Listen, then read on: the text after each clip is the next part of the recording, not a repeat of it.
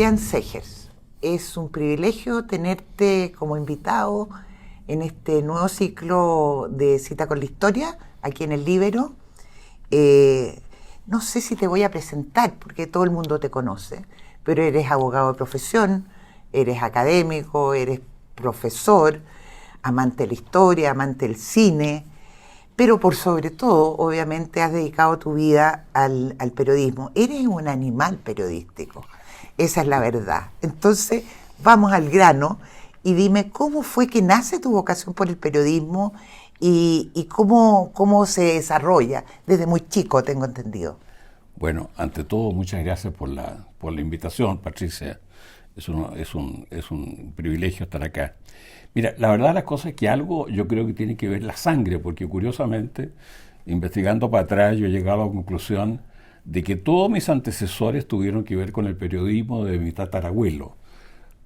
Un abuelo tuve yo, que era parlamentario y demás, que lo que escribía en la prensa eran informes sobre el clima, porque era especialista en clima. Pero mal que mal estaba en la prensa, así que... Pero tuvo un bisabuelo con mucha relación con la prensa, mi padre, digamos, que también era abogado, digamos, como yo, escribía frecuentemente ¿Cartas? artículos de opinión en el Mercurio y en el Diario Ilustrado. Y bueno, así que yo esto lo tenía como muy... Metido en la sangre, claro. Metido en la sangre.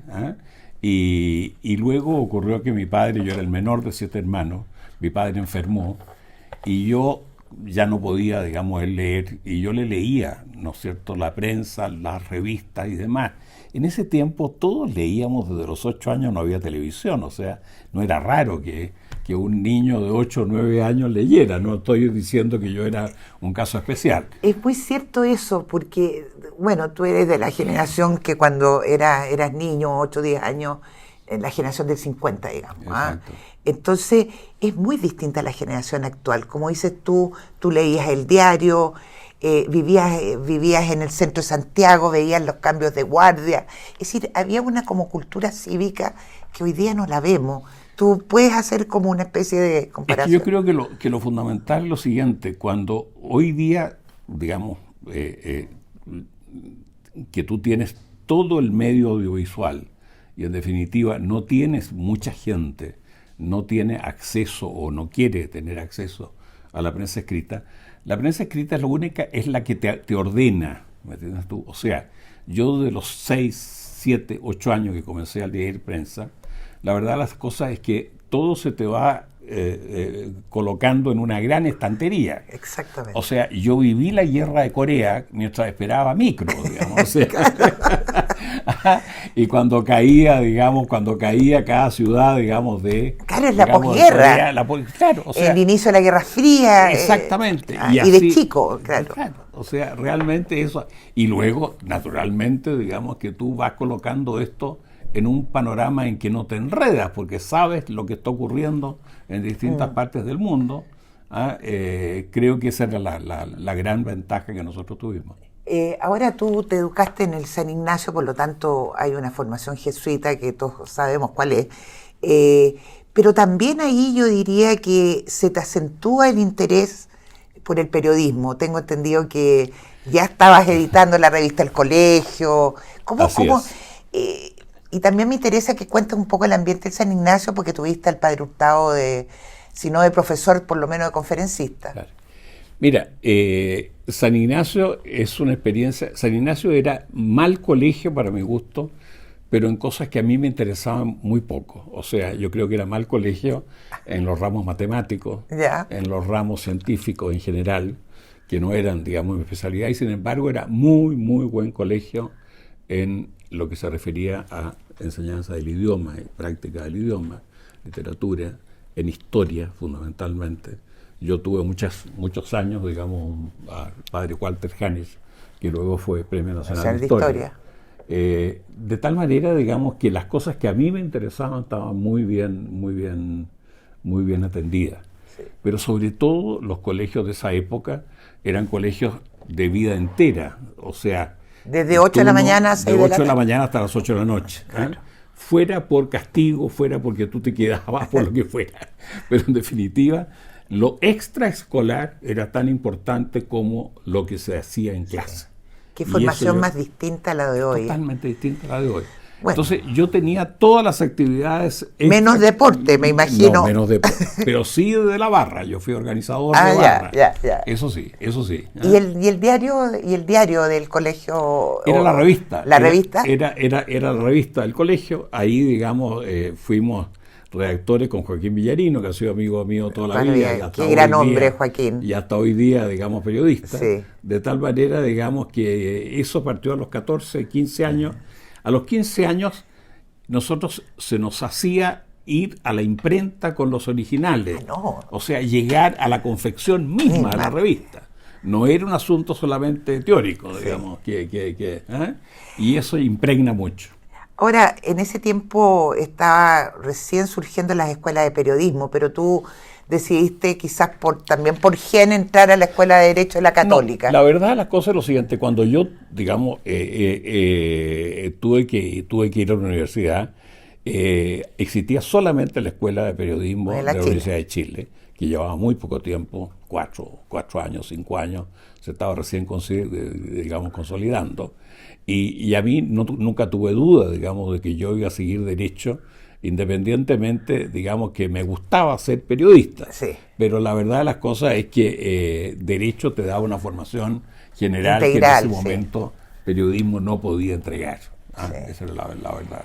Ahora, el ambiente político en la universidad, porque tú saliste el 63, creo, pero ¿estuviste a fines de los 50, comienzo de los 60? No, yo salí de la universidad el 61. El 61, es decir, estábamos recién Revolución Cubana, digamos. Es que tú tienes que acordarte que en ese tiempo todos nosotros estamos anticipados 3 años o 4 con respecto a hoy. Yo salí de 21 años de la universidad. O sea, porque en definitiva, digamos, la básica, la que se llamaba, que en ese tiempo se llamaba preparatoria, era muy corta, eran 3 años solamente, y de ahí pasaba a 6 años de humanidades. Sí. Y por consiguiente, a los 16 años ya estaba fuera del colegio. Increíble, es increíble. Ahora, en la Escuela de Derecho, claro, el ambiente político no era tan álgido como lo vamos a ver en la década revolucionaria, en la década del 60, ¿no? El país vivía la política de otra manera. No, pero intensamente. O sea, intensamente. Nosotros en el colegio, digamos, existió un profesor que nos hizo votar en una elección presidencial en una cerrada. O sea, cuando teníamos 12 años. Hoy día eso. Imagínate hoy día eso, habría sido un escándalo, digamos, y demás. Y era muy intensa la vida política. Nosotros estábamos, digamos, ya en las marchas, íbamos a las marchas, hacíamos, digamos, tareas de propaganda, etcétera, etcétera, etcétera. O sea, no fue antes de la universidad, ya existía, de hecho, todos los partidos tenían la juventud secundaria. Claro. O sea, eso eran muy activas. Tú militaste, tengo entendido, siendo joven en la universidad o quizás desde el colegio a raíz de todo lo que estamos hablando en el Partido Conservador. Así es. Pero te saliste el año 65 con la gran debacle de la derecha. ¿Cómo fue ese? Lo que pasa es que, digamos, cuando vino esa debacle y el Partido Conservador prácticamente terminó. Se acabó. Sí. Yo nunca me inscribí en otro partido y nunca milité en otro partido, porque siempre he estimado que una vida activa partidaria es completamente contradictorio con el hecho de ser periodista profesional. O sea, yo por lo menos creo que son incompatibles. Sí, aunque no se nota mucho. Bueno. Estuviste en la Católica, estudiaste Derecho, igual que todos tus antepasados para atrás. Pero ya cuando estabas estudiando, no sé si en segundo o tercero, con Alessandri ya en el poder, entraste de lleno al periodismo. Entraste al Diario Ilustrado. Entonces, lo que me interesa es que cuentes, primero, ¿el Diario Ilustrado tenía la fuerza del Mercurio de hoy? ¿Cómo era? ¿Y cómo fue trabajar en el Diario Ilustrado? A ver, un diario conservador, hay que avisarle a la gente que no... El Diario Ilustrado era un diario muy fuerte, digamos, periodísticamente hablando, había sido muy fuerte y fue muy innovador, justamente por su nombre. O sea, fue el primero que trajo la fotografía, el gran uso de la fotografía, el gran uso del dibujo, el gran uso de la caricatura, etcétera. Todo esto a comienzos de siglo. Ahora, dentro del diario ilustrado era curioso porque convivían muchas tendencias. Siempre se piensa que el diario ilustrado era monolítico en su pensamiento conservador, pero no era así. O sea, los periodistas eran realmente de todas las tendencias conocidas. Yo trabajé en el diario ilustrado, por ejemplo, con Hernán Rodríguez, que fue periodista de Radio Moscú. O sea, hay que entender hasta dónde llegaba la variedad, digamos.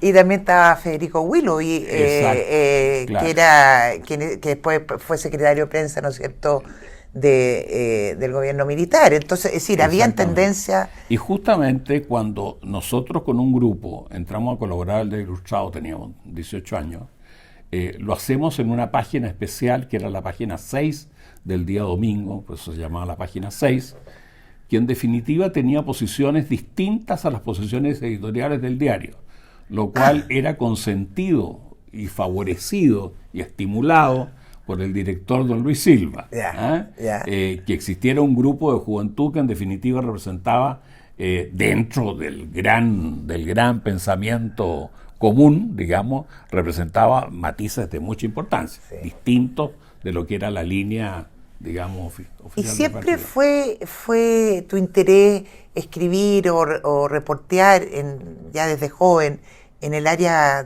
política?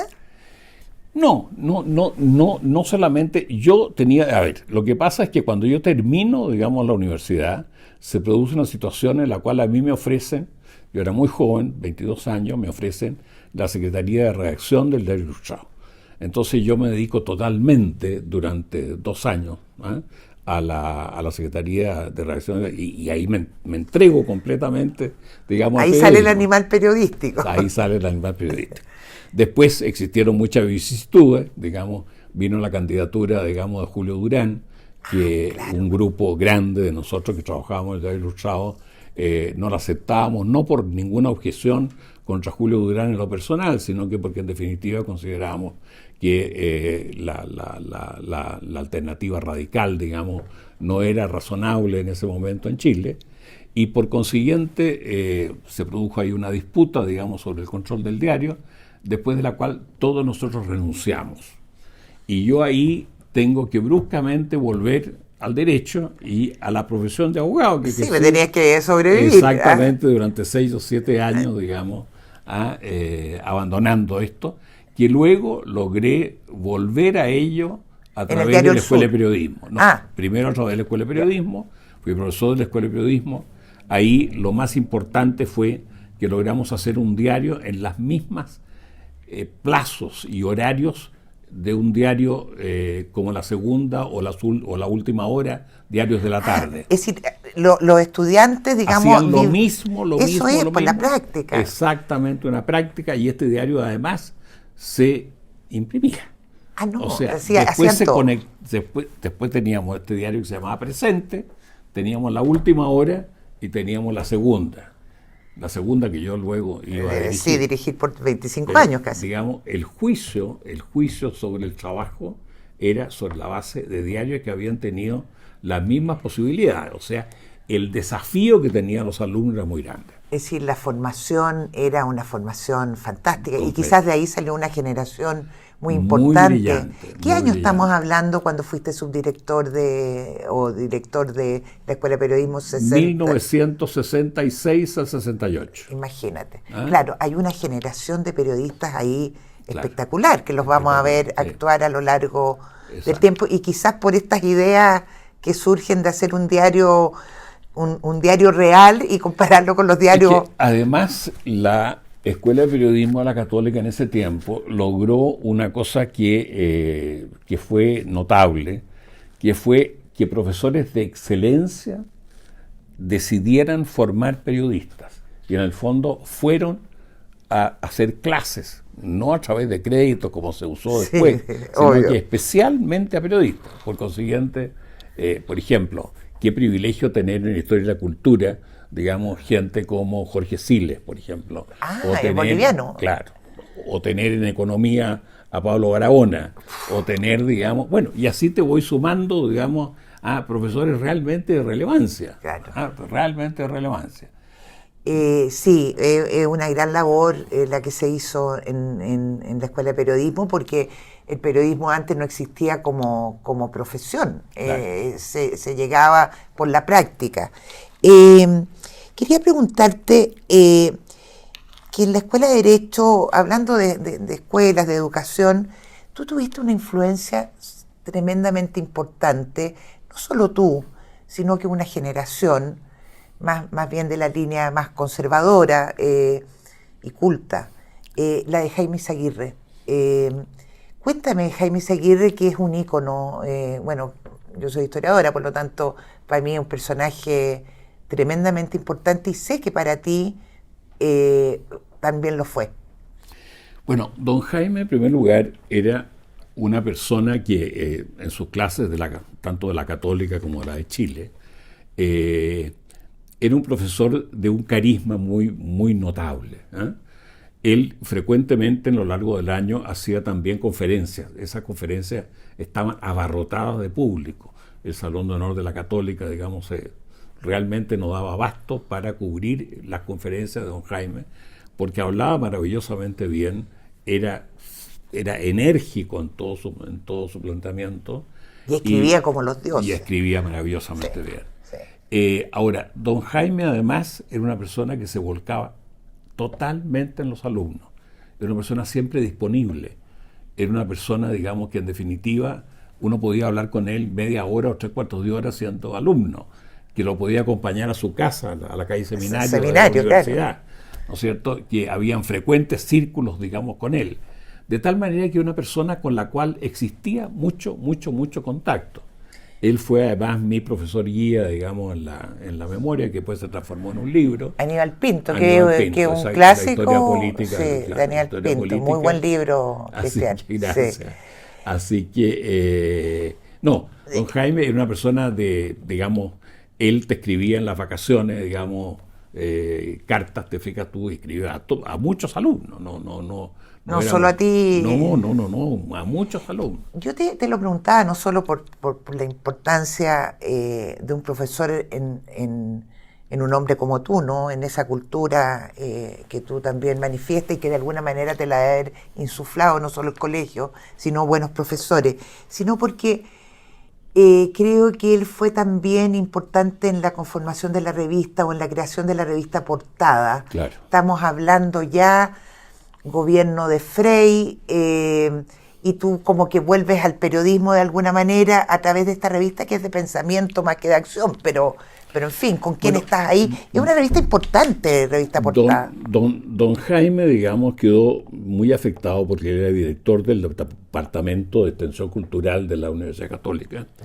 y los vientos de la Reforma, que en ese tiempo asumió un carácter bastante extremo, digamos, cargaron contra él,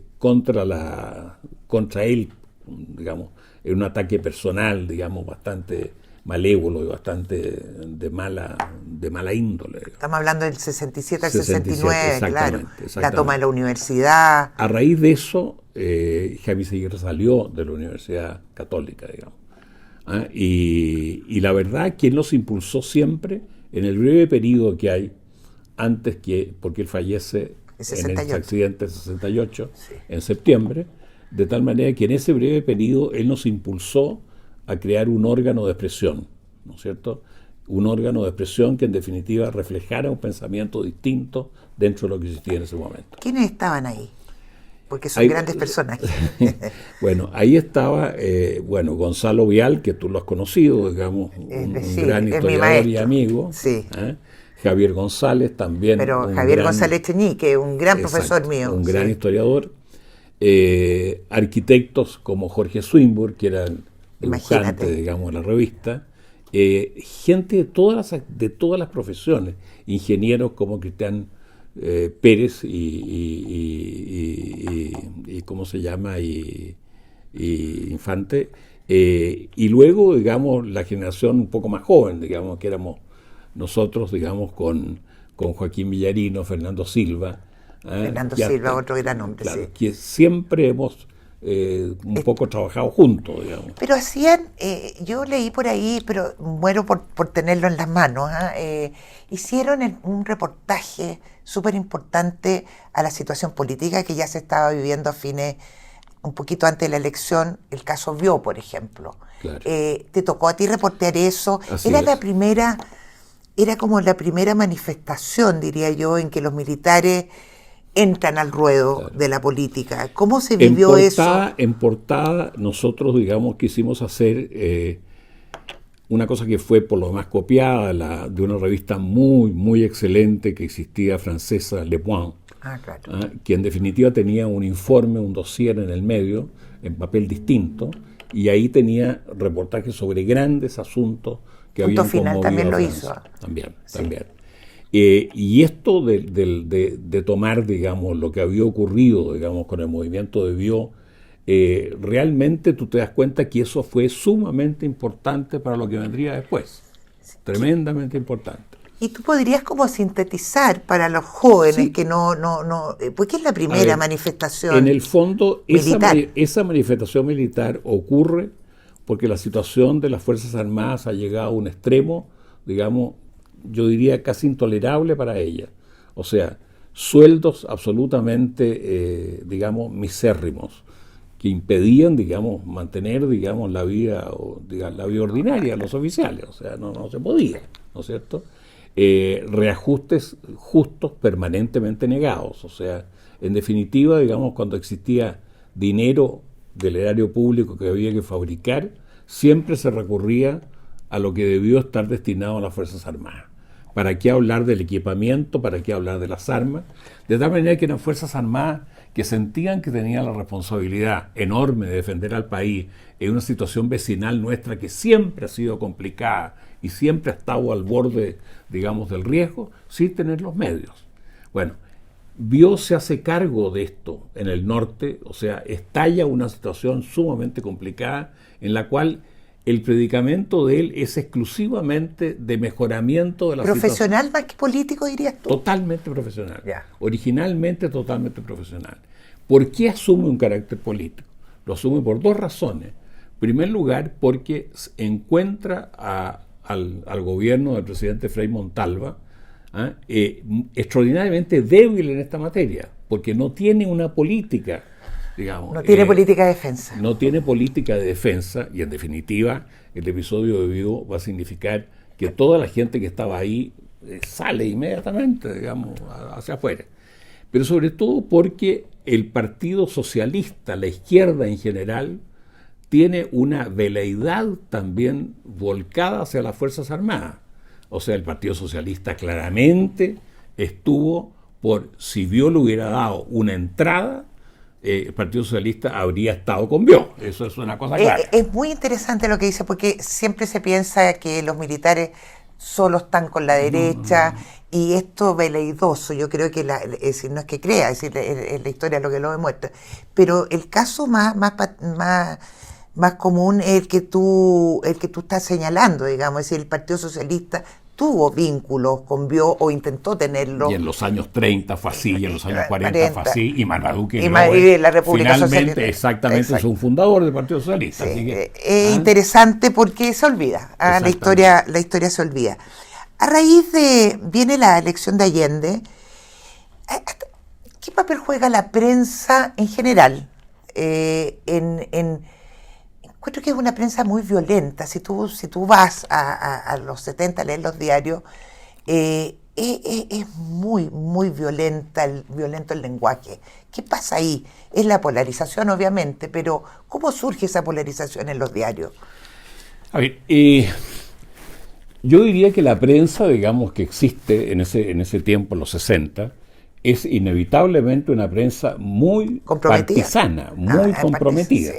Con la sola excepción del Mercurio, digamos, que procura mantener, digamos, una posición moderada y una posición abierta, digamos, en general pluralista abierta, la verdad las cosas es que todos los diarios tenían una definición principista absolutamente clara, conocida por el lector, digamos, y demás. O sea, no eran diarios abiertos como los que conocemos hoy día, o medios de comunicación abiertos como los que conocemos hoy día.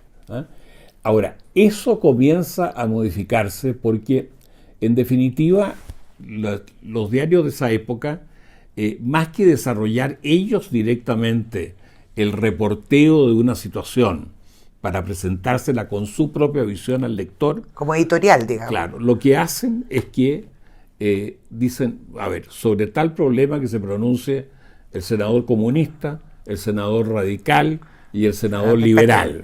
Y ahí tenemos 3/3 y por consiguiente la pluralidad nuestra es ofrecer estas 3 versiones.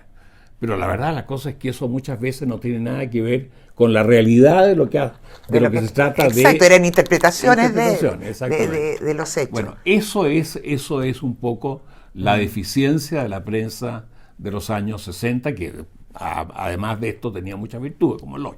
Pero esa era claramente una falla. Sí. En ese contexto difícil, político, como el que se vivió, aparece una revista que a mi juicio es muy importante en la historia del periodismo chileno, que es la revista ¿Qué pasa?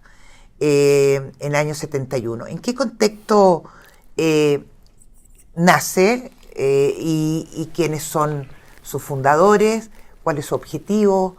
Yo creo que es importante porque no se ha hecho una historia de esa revista, que fue fundamental. Cuando nosotros, digamos, fundamos ¿Qué pasa?, fue justamente con la elección del presidente Allende. Nosotros pensamos, digamos, que por las características que iba a asumir ese gobierno, presumiblemente, iba a significar una asfixia a la prensa muy grande, porque simplemente la prensa vivía del financiamiento de los publicitarios. Y eso iba a ser restringido enormemente, porque la actividad económica iba a ser restringida también en forma, digamos, muy drástica. De tal manera que tratamos de crear un órgano de prensa que fuera un poco independiente e indemne a la situación que nosotros creíamos que se iba a vivir, en lo cual no nos equivocamos. No se equivocaron nada. Ni un milímetro, digamos. Y de tal manera que dependiera básicamente, digamos, de un esfuerzo de personas como nosotros, que teníamos otras actividades y que en definitiva... Que no vivían de eso. Que no vivíamos directamente de esto, que podíamos hacer, digamos, ese esfuerzo, y luego, digamos, del apoyo que nosotros pudiéramos conquistar para que fuéramos rigurosamente independientes. Esto fue lo que dio origen a la revista ¿Qué pasa? Y nosotros justamente no quisimos hacer una publicación partisana, como se dice ahora, sino que una publicación completamente abierta.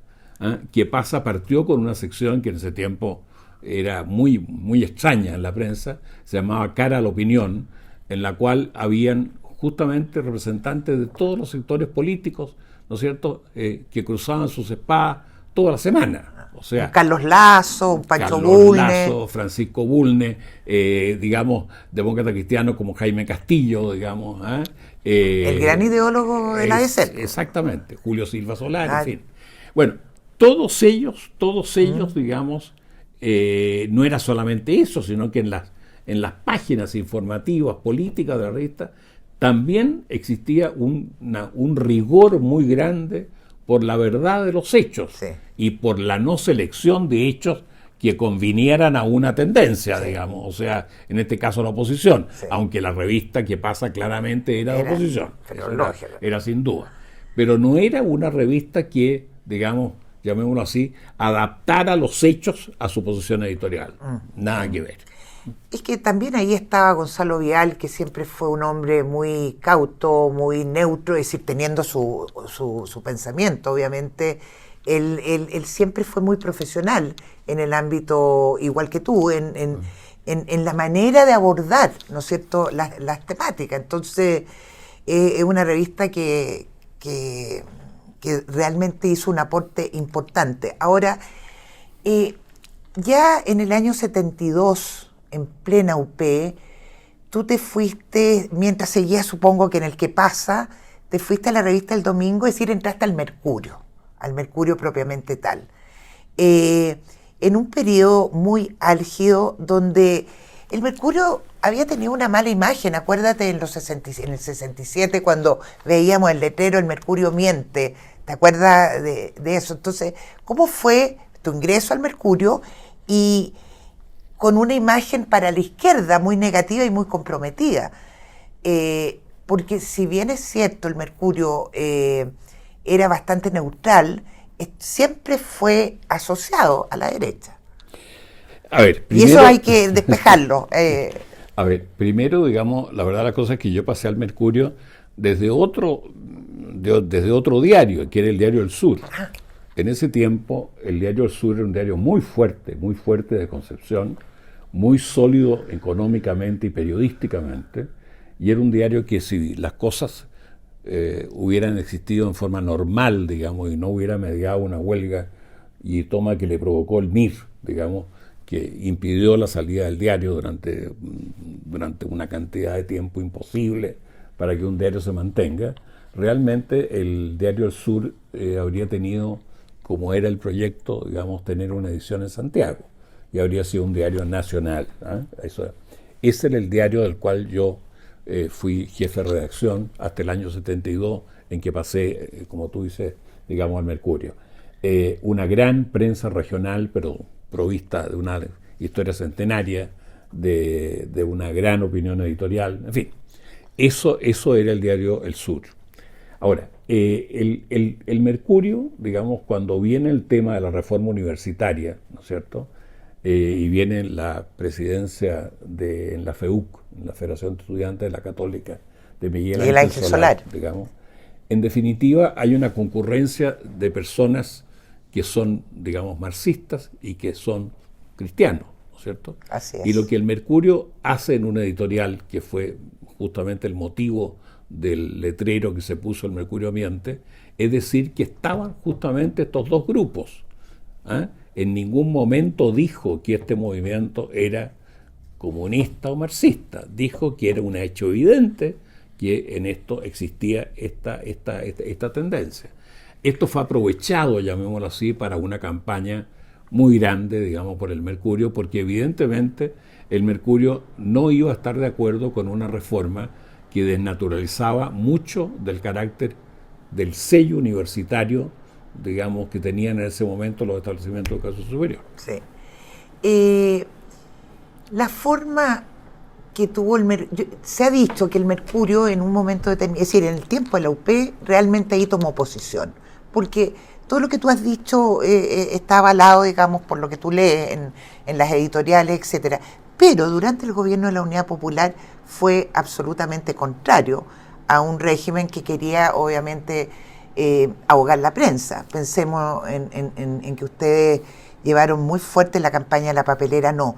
Sería importante que explicaras cuál era la mirada que tenía Allende y que tenía el gobierno de Allende sobre la prensa y por qué ustedes, como periodistas, y por qué el Mercurio tomó una posición tan opositora. No, yo no estaba en el Mercurio cuando Allende asume, ni en los primeros 2 años, pero el Mercurio, digamos, no asume una confrontación inicial con Allende.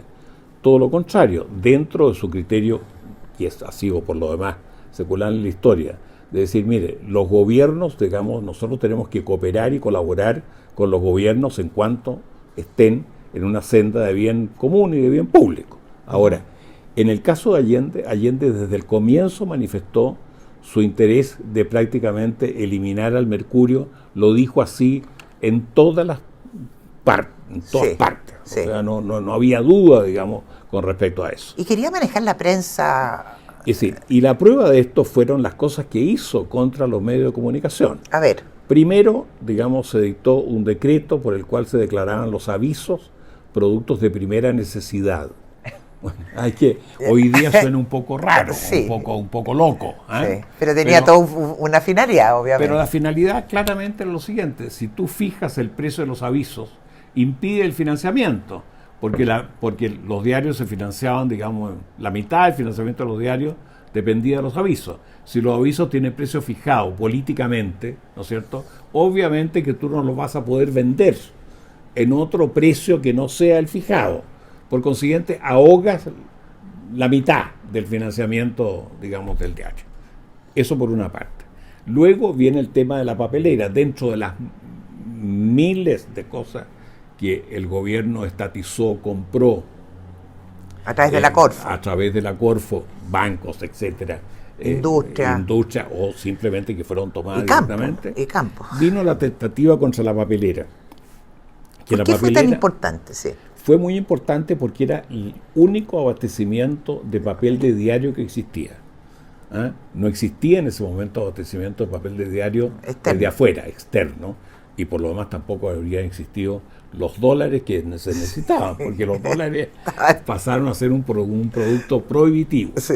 Bueno, la papelera no fue algo en cual la democracia cristiana, que en general llevó una línea de colaboración con Allende en los primeros tiempos. Hasta el asesinato de Pérez Ujoy, quizás, sí, ¿no? pero hasta el año 71, digamos. Bueno, dijo, desde el primer momento nosotros consideramos que está envuelto el problema de la libertad de expresión en la papelera. O sea, se creó un movimiento bastante nacional, los sindicatos, muchos sindicatos de la papelera, obviamente también estuvieron en contra de la estatización y de la compra de acciones, digamos, de la papelera, y se creó un fondo con el cual se pudo comenzar a comprar acciones de la papelera para sostener este concepto de la papelera libre, de la papelera independiente. Claro, es interesante lo que tú cuentas porque siempre se habla de, entre comillas, la censura que va a haber después en el gobierno militar y que ojalá alcancemos a llegar a eso, que es importante, pero hubo también una presión importante a la prensa en el gobierno de Allende y eso como que se minimiza. Es que yo creo que nunca jamás existió obviamente ninguna censura, digamos, porque no podía, se respetaba eso y los tribunales, digamos, respetaban eso. Pero, por ejemplo, digamos, en una oportunidad que es muy conocida, el Partido Nacional, digamos, señaló que el gobierno de Allende era ilegítimo, ¿no es cierto? E hizo una inserción sobre eso, que obviamente el Mercurio acogió. Bueno, el gobierno no se querelló ni hizo una acción judicial contra el partido, sino que contra el Mercurio. ¿Por qué? Porque le interesaba impedir la circulación del Mercurio. Ahora, gracias, digamos, a un brillante alegato del abogado Miguel Schweitzer, digamos, en los tribunales, se logró en 24 horas revertir la medida y el Mercurio pudo volver a circular.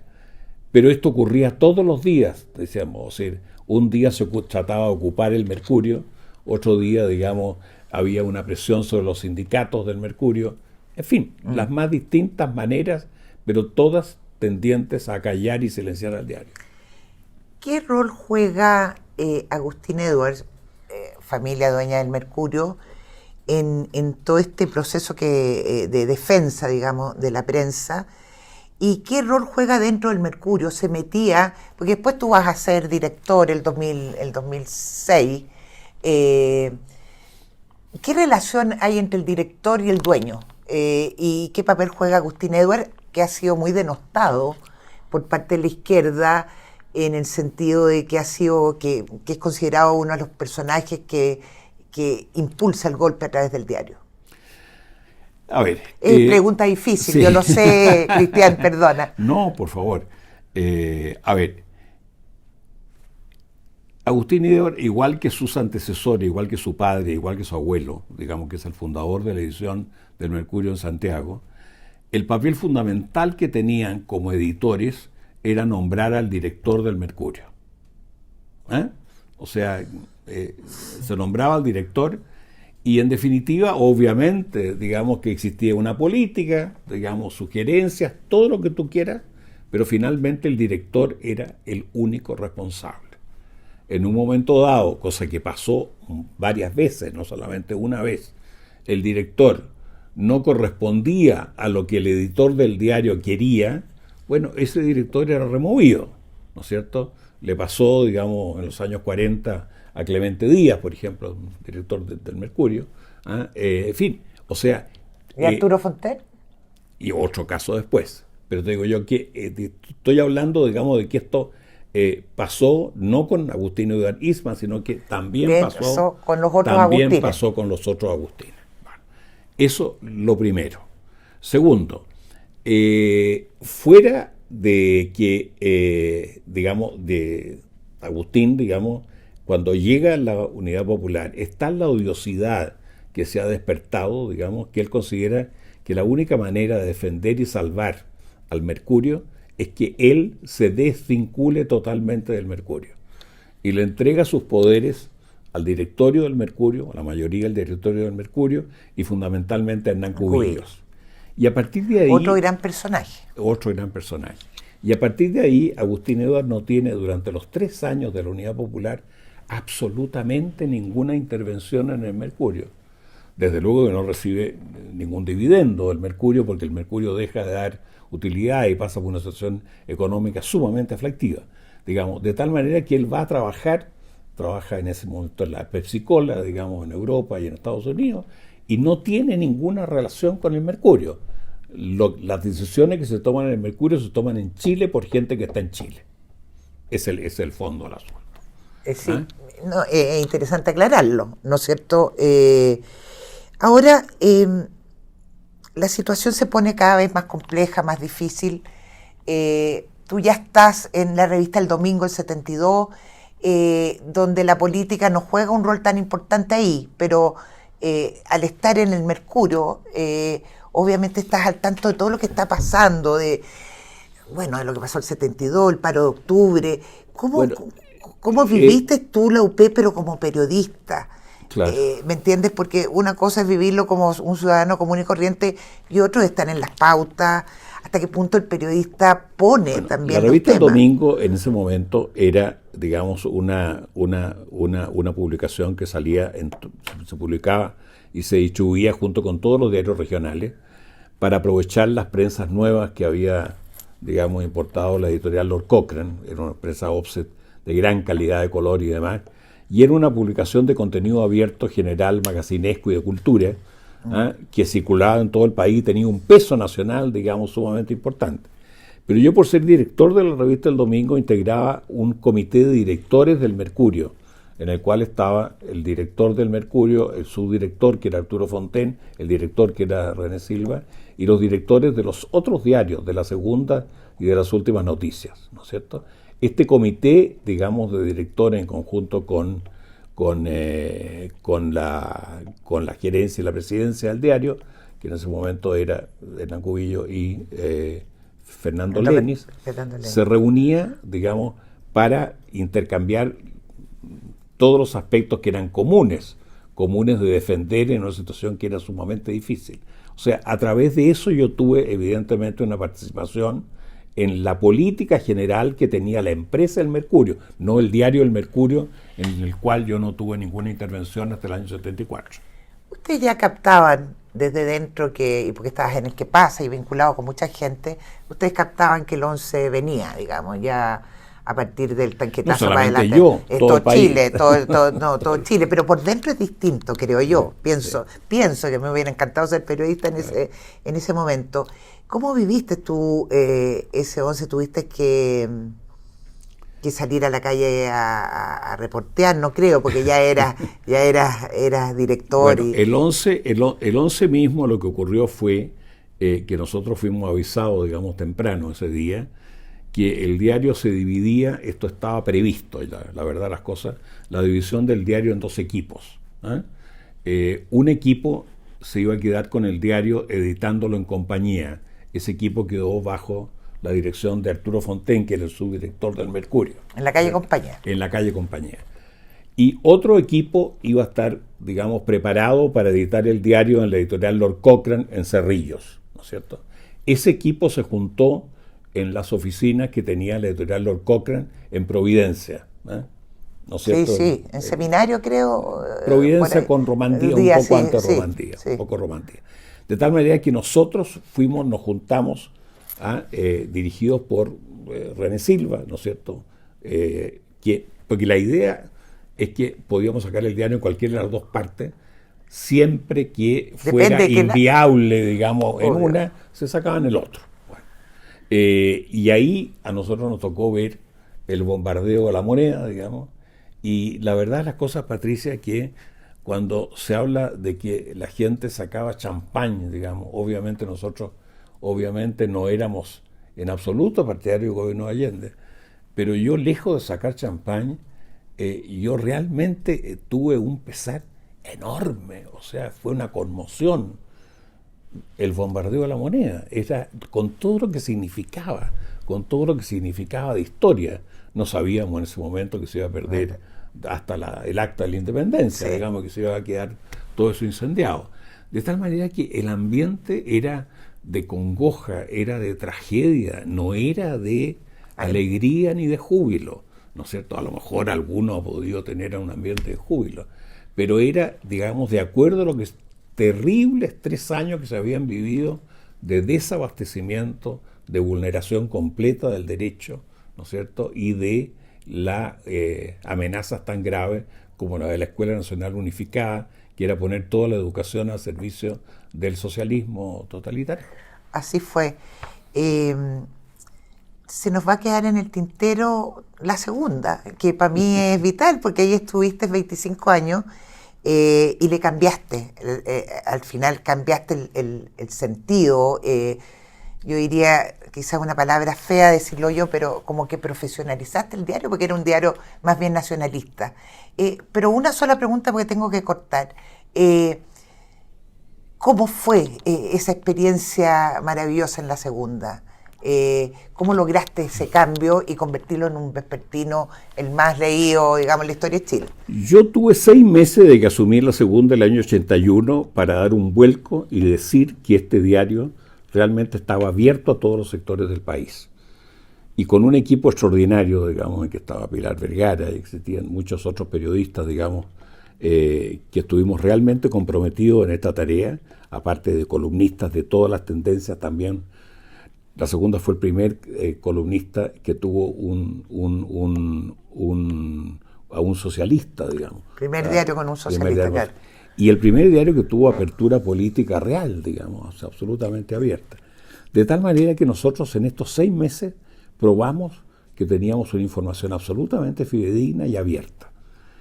Y luego nosotros le pedimos a todas las personas que representaban a los distintos sectores de opinión del país, o que eran autoridades en sí mismas, como el cardenal Silva Enrique, que realmente expresaran lo que pensaban de la segunda. Y todos nos dieron la más entusiasta apoyo a lo que nosotros estábamos haciendo. Es decir, fueron clave en la apertura, hablemoslo. Fueron claves, porque en definitiva, digamos, cuando yo le pedí a Carlos Briones, me acuerdo, que yo lo conocía, en fin, y demás, que era el último ministro del Interior, sí, de Allende. Digamos, de Allende, ¿no es cierto? Y le dije, mire, es importante que usted se pronuncie de la segunda. No, me dijo, yo no solamente leo la segunda, sino que para mí es fundamental la segunda, por la información que entrega, porque es una información fidedigna. Dígalo en no. Y lo dijo. Lo dijo. Lo importante fue que lo dijo. Sí. Y el cardenal Silva Enrique exactamente igual, y así 80 personalidades nacionales que en definitiva, bueno, obviamente, digamos, estaba también ahí altos personeros demócratas cristianos, claro. Digamos. Sí. Cristian, la información es poder, sabemos. ¿Cómo lo equilibraste como director del Mercurio, de la segunda? ¿Cómo se vive? Porque el poder es el poder. Y tú lo has sabido equilibrar, has tenido siempre un bajo perfil. Es la última pregunta. A ver, yo diría, digamos, que en primer lugar, digamos, hay que confiar absolutamente en los periodistas y en la profesionalidad de los periodistas. O sea, si tú no confías en las personas que te traen la información, difícilmente vas a poder hacer un diario, ¿no es cierto? Eso es lo primero. Segundo lugar, no puedes estar para un golpe corto, para una especie de estallido o fumarola, sino que lo importante es la información, que son los procesos. Exactamente. Las cosas no pasan de un día para otro.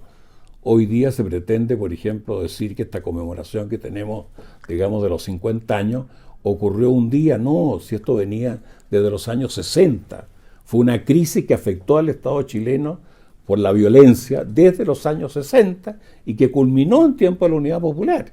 Y el 11 es una manifestación de ese proceso, pero es un proceso, no es una fotografía, digamos, que ocurra en un solo momento exactamente. Igual son todos, en general, lo más interesante son los procesos informativos, o sea, aquellas cosas que tienen causa, que tienen efecto y que tienen proyección. Sí, bueno, bueno, por eso eres amante de la historia, sabes, conoces los procesos. 1.000.000 de gracias por estar acá. Yo creo que vas a tener que venir de nuevo, porque nos queda toda una segunda parte. Estamos muy contentos que hayas venido al Líbero a conversar en esta cita con la historia. Gracias, Cristian. Muchas gracias, Patricia. El Líbero, la realidad como no la habías visto. Haz que estos contenidos lleguen más lejos haciéndote miembro de la Red Líbero.